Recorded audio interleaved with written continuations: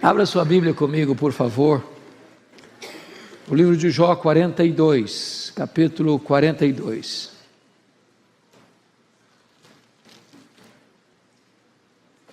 Versos de 1 a 17. Jó 42, de 1 a 17.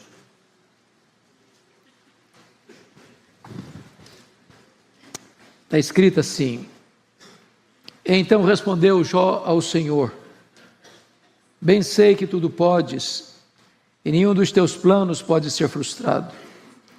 Quem é aquele, como disseste, que sem conhecimento encobre o conselho? Na verdade falei do que não entendia, coisas maravilhosas demais para mim, coisas que eu não conhecia. Escuta-me, pois, havias dito, e eu falarei. Eu te perguntarei e tu me ensinarás. Eu te conhecia só de ouvir, mas agora os meus olhos te veem. Por isso me abomino e me arrependo no pó e na cinza. Tendo o Senhor falado essas palavras a Jó, o Senhor disse também a Elifaz, o temanita: A minha ira se acendeu contra ti e contra os teus dois amigos, porque não dissestes de mim o que era reto, como o meu servo Jó. Tomai, pois, 7 novilhos e 7 carneiros, e ide ao meu servo Jó, e oferecei holocaustos por vós. O meu servo Jó orará por vós, porque dele aceitarei a intercessão, para que eu não vos trate segundo a vossa loucura, porque vós não dissestes de mim o que era reto, como o meu servo Jó. Então foram Elifaz, o temanita, e Bildade, o suíta, e Zofar, naamatita, e fizeram como o Senhor lhes ordenara, e o Senhor aceitou a oração de Jó. Moldou o Senhor a sorte de Jó, quando este orava pelos seus amigos, e o Senhor deu-lhe o dobro de tudo que antes possuíra. Então vieram a ele todos os seus irmãos e todas as suas irmãs, e todos quantos dantes o conheceram, e comeram com ele em sua casa, e se condoeram dele, e o consolaram de todo o mal que o Senhor lhe havia enviado. Cada um lhe deu dinheiro e um anel de ouro. Assim abençoou o Senhor o último estado de Jó, mais do que o primeiro, porque veio a ter 14.000 ovelhas, 6.000 camelos, 1.000 juntas de bois e 1.000 jumentas. Também teve outros 7 filhos e 3 filhas. Chamou o nome da primeira Gemima, a da outra Késia, e da terceira Queren-Rapuque. Em toda aquela terra não se acharam mulheres tão formosas como as filhas de Jó. E seu pai lhes deu herança entre seus irmãos. Depois disto, viveu Jó 140 anos, e viu a seus filhos e aos filhos de seus filhos até a 4ª geração. Então morreu Jó velho e farto de dias. Amém.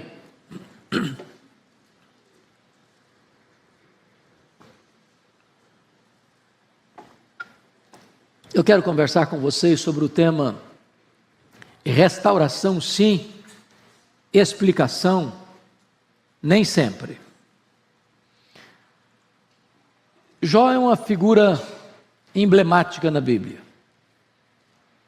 Os teólogos liberais, abandonando a fidelidade às Escrituras, dizem que Jó não existiu, que ele é uma metáfora, que ele é uma lenda, que ele não foi uma pessoa real. Discordamos frontalmente desta posição. Quem foi este homem? A Bíblia diz que Jó foi um homem rico, muito rico. Aliás, o mais rico da sua geração no Oriente. A Bíblia diz que Jó foi um homem crente. Ele era um homem temente a Deus, um homem que se desviava do mal, um homem íntegro, um homem reto. A Bíblia diz que Jó era um pai exemplar, que orava pelos seus filhos todos os dias, orava de madrugada, orava perseverantemente, preocupado com a vida espiritual dos filhos. A Bíblia diz que Jó era um homem generoso, ele era os olhos dos cegos, ele era a perna dos aleijados, ele ajudava as viúvas e os aflitos no seu tempo, refrigerando a alma deles e trazendo esperança para eles. A Bíblia diz, entretanto, que apesar de todos esses predicados, Jó foi um homem duramente provado, e provado por Deus.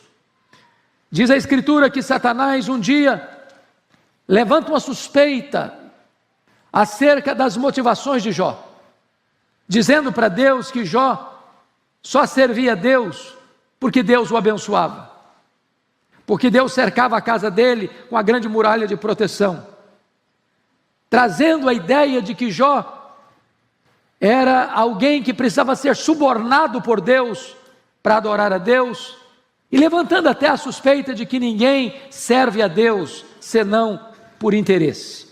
E Satanás acusou Jó de amar mais o dinheiro do que a Deus, de amar mais a família do que a Deus, de amar mais a si mesmo do que a Deus. Então, por providência divina e para testemunho da história, Deus permite que Jó seja golpeado por duras provas. Primeiro, ele perdeu os seus bens. Sendo o homem mais rico, decreta falência. Segundo, Jó tem a amarga experiência de ver todos os seus filhos mortos. 10 filhos, 7 filhos e 3 filhas, num único acidente. E talvez uma das providências mais duras de se viver na vida, um pai sepultando todos os seus filhos num único dia. Mas se não bastasse isso, Jó é golpeado por uma enfermidade mortal, feridas do alto da cabeça à planta dos pés. E esse homem, já falido, enlutado, agora precisa enfrentar uma amarga enfermidade. Ele vai ficando magro, magérrimo, caquético, de couro furado pelas costelas em ponta. Se não bastasse isso, a sua mulher ainda se insurge contra ele e contra Deus, dizendo: ainda conservas a tua integridade? Amaldiçoa o teu Deus e morre. Se não bastasse essa tempestade, um outro vendaval vem sobre ele, e os seus amigos que vieram para consolá-lo transformam-se em acusadores molestos, acusando-o de adultério, de ladruagem e de desonestidade. Nessa conjuntura tão dramática, diz a Bíblia, que Jó levanta aos céus 16 perguntas. Por quê? Por quê? Por quê? E as perguntas são profundamente pertinentes. Por que eu estou sofrendo? Por que a minha dor não cessa? Por que eu enterrei meus filhos? Por que eu não morri no ventre da minha mãe? Por que eu não morri ao nascer? Por que o Senhor não me mata de uma vez? Jó, no torvelinho da tempestade, no miolo da crise, no epicentro do problema, ergue aos céus 34 queixas contra Deus. Esse homem está no fundo do poço. Ele perdeu seus bens, ele perdeu sua saúde, ele enterrou seus filhos, ele foi abandonado pela esposa na maior e mais profunda crise da sua vida, e ele foi acusado pelos seus amigos. Mas diante de tantas perguntas e de tantas queixas, a única resposta que ele escutou foi o silêncio de Deus. E eu posso lhes garantir que o silêncio de Deus grita mais alto nos ouvidos da nossa alma que o ruído mais barulhento das circunstâncias mais adversas. Jó perdeu, diríamos nós, tudo exceto Deus. Perdeu tudo exceto a fé. E é nessa crise medonha que ele arranca do peito um brado de esperança e diz: mas uma coisa eu sei, é que o meu Redentor vive. E eu verei o meu Redentor, revestido este meu corpo de pele, eu verei o meu Redentor. E então, Deus rompe o silêncio e, curiosamente, faz para Jó 70 perguntas. 70 perguntas, todas retóricas, impossíveis de serem respondidas. E Deus pergunta: onde estavas tu, Jó, quando eu lançava os fundamentos da terra? Onde estavas tu, Jó, quando eu espalhava as estrelas do firmamento? Onde estavas tu, Jó, quando eu cercava as águas do mar, não impedindo que elas invadissem a terra? E Deus foi revelando a sua majestade, a sua grandeza, a sua soberania para Jó. E Jó foi como que sendo esmagado debaixo da grandeza, da majestade e da soberania de Deus. Então, Jó vai descobrir duas coisas magníficas. Primeiro, quem é Deus? Segundo, quem sou eu? Aliás, essas são as duas maiores revelações da existência. Ninguém pode viver de forma significativa na vida. Primeiro, você não sabe quem é Deus. Ninguém pode viver uma vida sensata, você não sabe quem é Ele mesmo. E então Jó, no capítulo 42, o texto que nós lemos, vai retratar algumas coisas dignas de destaque. A primeira coisa que Jó vai compreender, meus amados irmãos, está aí no versículo 1. Ele reconhece que Deus é onipotente. Agora eu sei, ou bem sei, que tudo podes. Não há descoberta mais importante para a sua vida do que esta, nesta manhã. Quem é o seu Deus? Quão grande é o seu Deus? Quão poderoso é o seu Deus? Quanto pode o seu Deus? Vejam vocês que a circunstância não mudou. O que mudou foi o conceito. Não foi a realidade circunstancial que mudou, foi a teologia que mudou. E a restauração não começa quando as coisas mudam, a restauração começa quando a sua mente muda. A restauração começa quando você entende as verdades espirituais com clareza, com nitidez, fora do torvelinho ou apesar do torvelinho que assola e massacra você. Eu sei que tudo podes. O seu Deus é o todo-poderoso Deus. O seu Deus controla o universo. O seu Deus dirige as estações do ano. O seu Deus dirige as nações da terra. O seu Deus tem controle sobre a sua vida. O seu Deus tudo pode. E essa é uma verdade que você hoje precisa também compreender à luz desse texto. A segunda coisa que Jó vai entender de uma maneira tão linda é que Deus tem um plano, que não existe acaso, que não existe sorte, que não existe azar, que não existe determinismo cego, que não existe sincretismo nem misticismo. Ele vai dizer no verso 2 ainda: e nenhum dos teus planos pode ser frustrado. Entender isso é libertador. Entender isso traz restauração para a alma. Você saber que a sua vida não é uma lasca de lenha jogada no mar da vida e empurrada de um lado para o outro ao sabor das circunstâncias. A sua vida está nas mãos do Deus Todo-Poderoso e Ele está trabalhando por você e não contra você, para que todas as coisas cooperem para o seu bem. Mas ele vai descobrir algo maior ainda. Ele vai reconhecer agora quem é Ele. E a primeira coisa que ele descobre, que ele é extremamente limitado em seu conhecimento. Ele diz no verso 3, na verdade eu falei do que eu não entendia. Meus irmãos, está aqui para mim uma das coisas mais lindas. Quanto mais um homem sabe, quanto mais um homem conhece, quanto mais ele granjeia conhecimento, quanto mais ele avança na sabedoria humana, mais este homem é humilde. Só lata vazia faz barulho.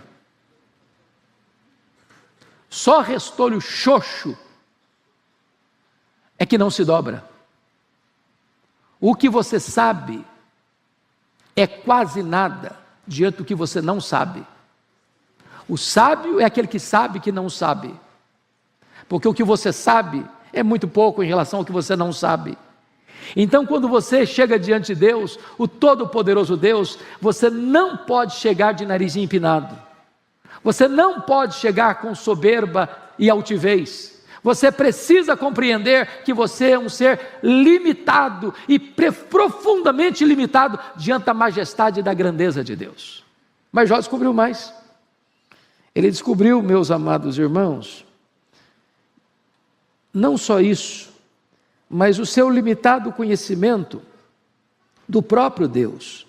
Não só da vida, não só da realidade, não só da história, não só dos acontecimentos. Ele diz no verso 5, eu te conhecia só de ouvir, mas agora os meus olhos te veem.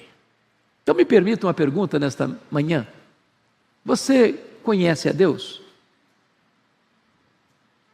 Quanto você conhece a Deus? Porque conhecer a Deus não é uma coisa teórica, não.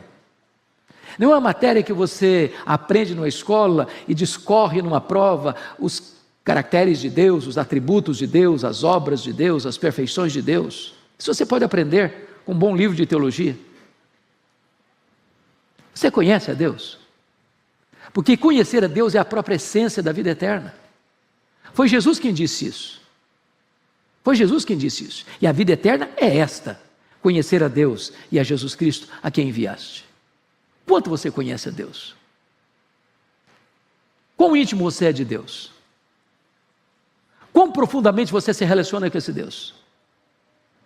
O que é curioso é que o homem que era o homem reto, o homem justo, o homem temente a Deus, o homem que se desviava do mal, o homem que recebe do próprio Deus o maior elogios e os maiores encômios, quando o próprio Deus diz: não há ninguém na terra semelhante a ele, diante da majestade de Deus à sua frente, ele bota a mão na boca e diz: meu Deus, eu te conheci só de ouvir, agora os meus olhos te veem. Eu quero dizer para você que você pode conhecer muito mais de Deus. Você pode ter muito mais de Deus. A mais ousada oração da Bíblia para mim é Efésios 3,19, e lá o apóstolo Paulo está orando e pedindo para que você e eu sejamos tomados de toda a plenitude de Deus.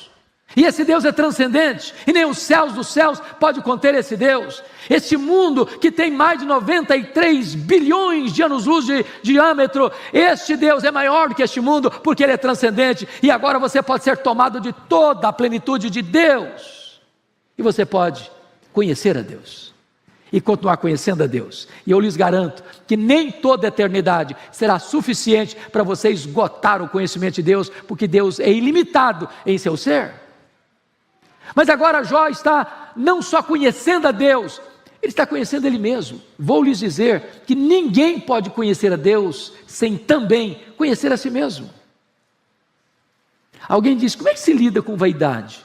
Como é que se lida com soberba? Como é que se lida com dessa mosca azul da vaidade? A resposta é: conheça a Deus e conheça você mesmo. Eu pergunto a vocês, à luz do versículo 6, por isso eu me abomino e me arrependo no pó e na cinza. Quem aqui, em sã consciência, pode levantar o nariz, estufar o peito e dizer: eu sou uma pessoa maravilhosa? Deus foi tão sábio ao me escolher. Porque se Deus não tivesse me escolhido, Ele teria cometido um erro estratégico muito grande, porque eu sou uma pessoa magnífica. Eu mereço medalha de honra ao mérito. Eu mereço subir no alto pódio da fama e botar o pé na calçada da fama da cidade da Nova Jerusalém, porque eu sou uma pessoa magnífica. Essa foi a ilustração que o pastor Ival usou no primeiro sermão. Se você conhece a Deus e se você conhece a si mesmo, você baixa a bola. Se você conhece a Deus e você conhece a si mesmo, não tem espaço para arrogância no seu coração. Jó vai dizer o seguinte: por isso eu me abomino no pó e na cinza.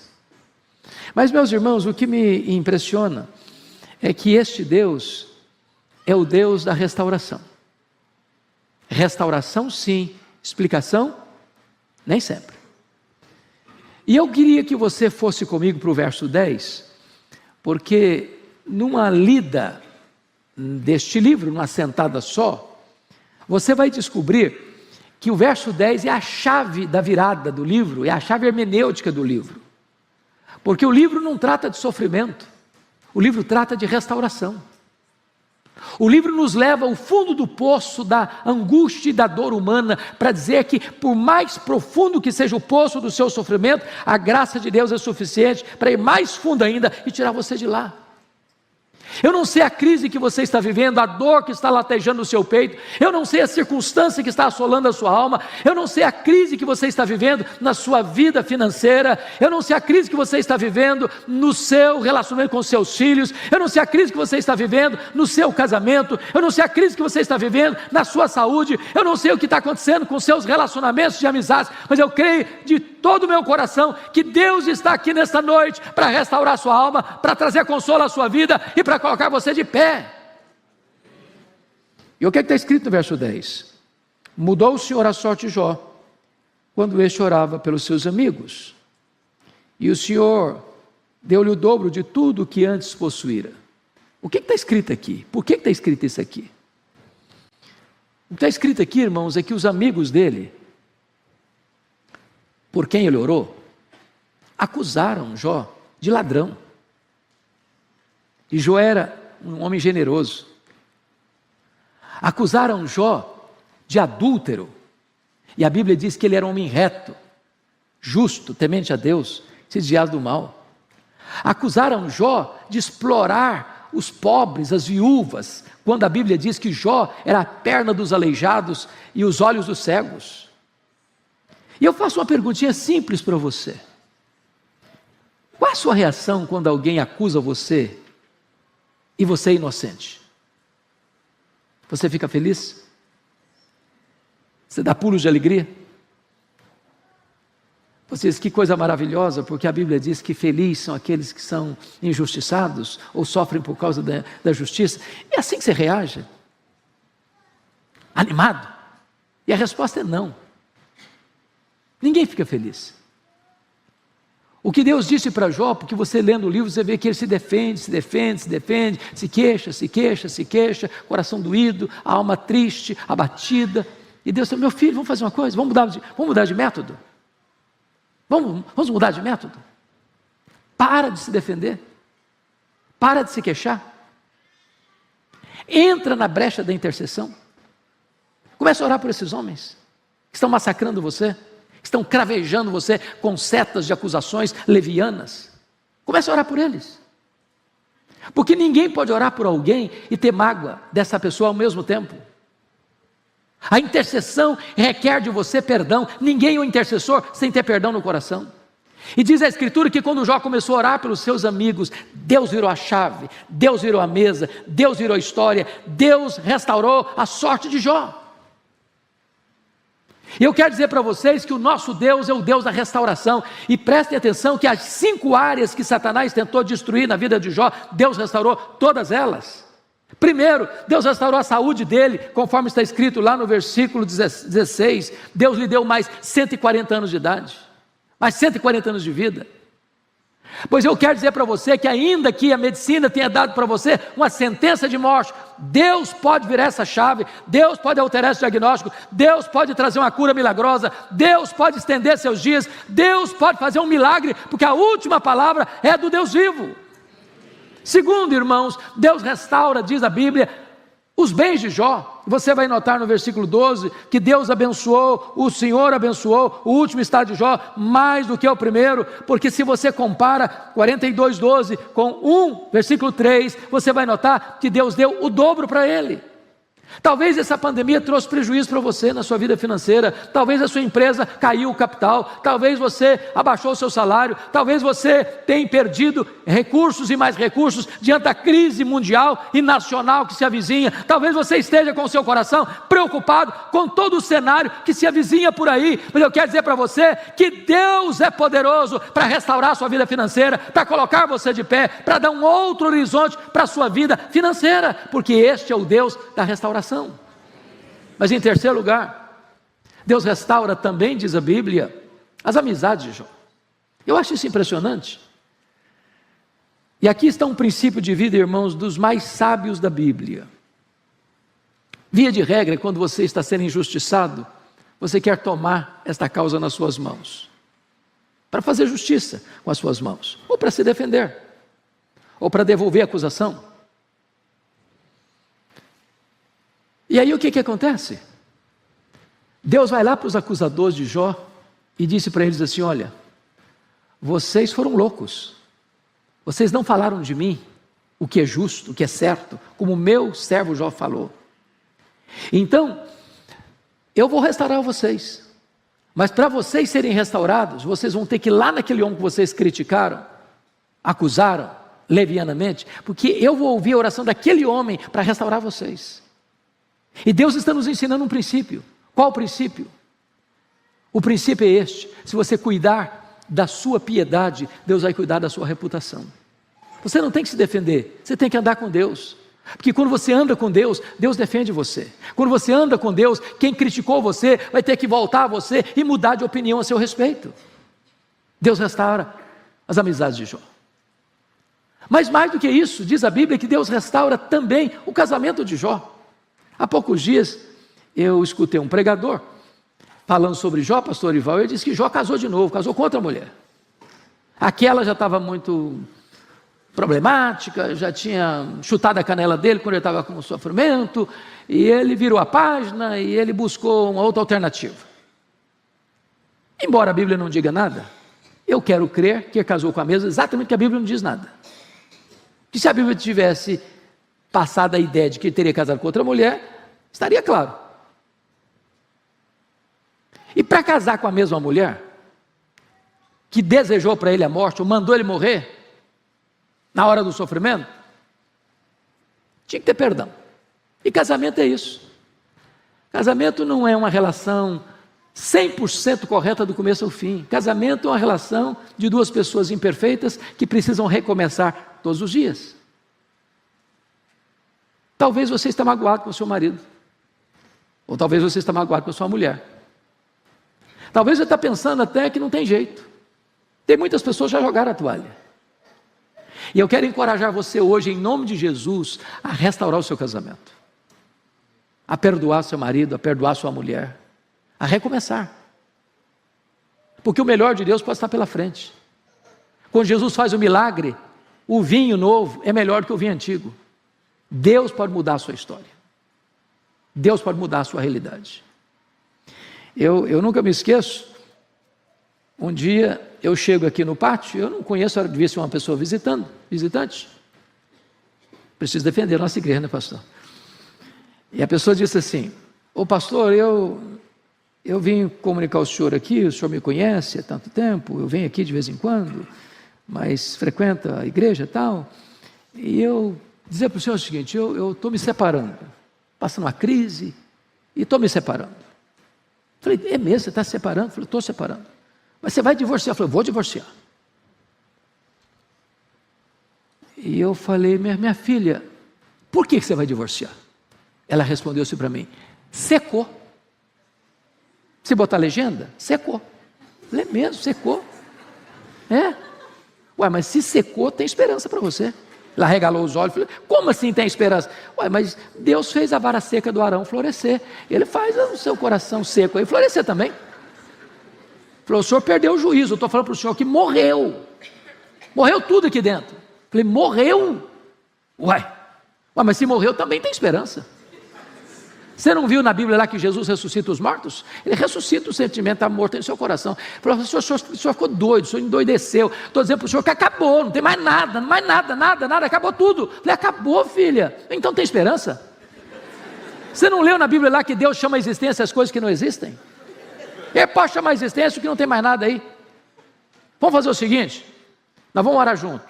Eu vou orar com você uma semana. Na próxima segunda você volta aqui. Conexão com Deus. E voltou. Pastor, acabou mesmo a vontade de divorciar. Deus está fazendo algo maravilhoso na minha vida. Eu quero dizer para você que com Deus tem recomeço, com Deus tem restauração. Não joga a toalha não, crê que Deus está nesse negócio e Ele pode restaurar o seu casamento. Mas Deus restaurou até os filhos. Ele tinha 10, passou a ter 10 de novo. Eu acho isso incrível. E eu queria muito aqui que você corrigisse uma frase que é muito usada no meio evangélico, e nós não podemos usar essa frase. Morre o pai, morre a mãe, morre o irmão. Doloroso demais, às vezes morre um filho, morre uma filha. E aí a pessoa diz assim: perdi meu pai, perdi minha mãe, perdi meu filho, perdi meu irmão. Essa não é uma frase boa para um crente usar. Você perde algo ou alguém quando você não sabe onde está.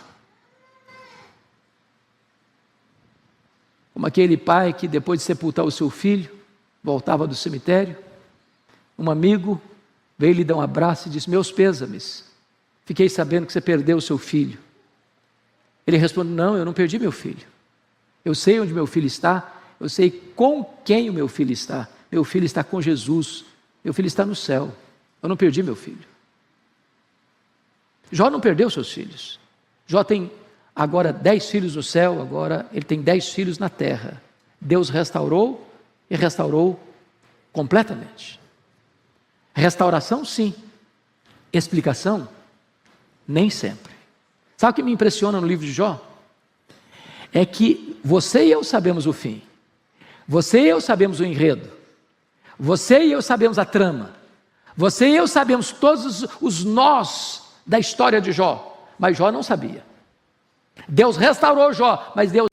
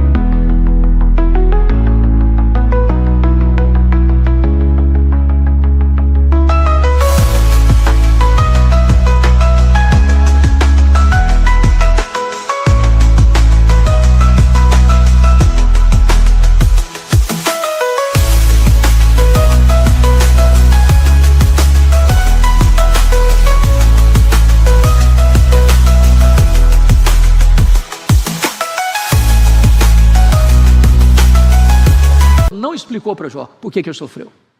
Todos os personagens da história do livro de Jó, na saga de Jó, estão equivocados. O diabo está errado, porque pensou que Jó servia a Deus por interesse.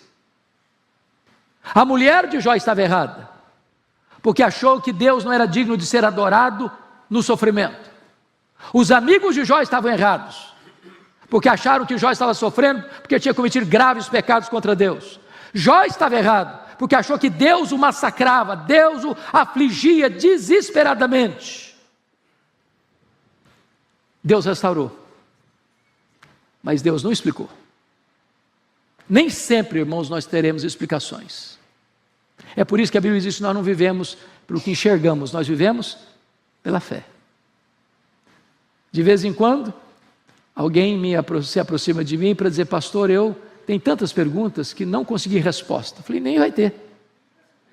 Mas eu vou chegar com a minha listinha de perguntas no céu. Eu vou querer saber, Deus vai ter que me explicar, Jesus vai ter que me esclarecer isso. E eu quero dizer para você que não vai ser preciso, não. O céu é autoexplicativo. As nossas perguntas não farão sentido lá, porque a Bíblia diz que a nossa leve e momentânea tribulação produzirá para nós eterno peso de glória acima de toda comparação. Então, saiba disso, Deus está aqui e Ele é poderoso para restaurar a sua vida. Restaurar a sua vida financeira, restaurar a sua saúde, restaurar seus filhos, restaurar seu casamento, restaurar suas amizades, restaurar todas as coisas. Explicação? Nem sempre. Então, ao chegar no céu, você vai conhecer como você também é conhecido. Lá tudo é luz, lá tudo é claro, lá tudo está esclarecido, lá não tem qualquer sombra de dúvida ou confusão. É neste Deus que nós cremos, o Deus da nossa restauração. Vamos ficar em pé, queridos, e vamos orar.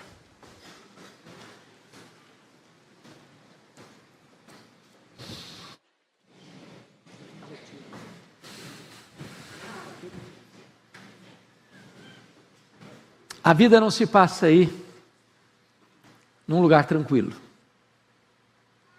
Cada um aqui tem uma história de vida, cada um tem suas lágrimas, cada um tem suas dores, suas angústias. Dos mais jovens aos mais vividos. Deus não trouxe você aqui hoje porque hoje é domingo apenas, porque este é um culto que esta igreja tem todos os domingos às 11 horas. Deus trouxe você aqui hoje por um propósito maior. Ele conhece a sua vida, Ele conhece as suas lutas, Ele conhece aqueles que não têm dormido pelas madrugadas, e Ele está aqui hoje, poderoso para salvar, poderoso para restaurar a sua história, a sua vida, a sua casa. O que Ele fez com Jó, pode fazer com você. E se hoje você anseia por essa restauração de Deus, eu quero orar em seu favor. onde você está, se você deseja oração específica nesta área de restauração, queria que você levantasse uma das suas mãos. A igreja vai orar por você. Deus está aqui neste lugar, poderoso para fazer esta grande obra na sua vida. Senhor Deus, nós te adoramos, porque Tu és o mesmo, ontem, hoje, para sempre serás o mesmo. Tu és o Deus de Jó, Tu és o Deus da Igreja Presbiteriana de Pinheiros, Tu és o Deus das famílias aqui reunidas e representadas, Tu és o Deus de todos aqueles que estão nos assistindo nos mais diversos lugares do Brasil e do mundo. Meu Deus, Tu sabes a luta, a dor, a angústia, o choro, a lágrima que atinge cada um de nós. Tu sabes aquelas áreas sensíveis que estão doídas, meu Deus, na nossa vida.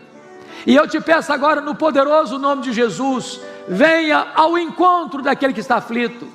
Venha trazendo consolo, venha trazendo refrigério, venha trazendo paz, venha trazendo cura, venha trazendo restauração, Senhor, para que o Teu povo possa também, como diz o Salmo 126, alegrar-se na Tua presença pelos Teus gloriosos feitos.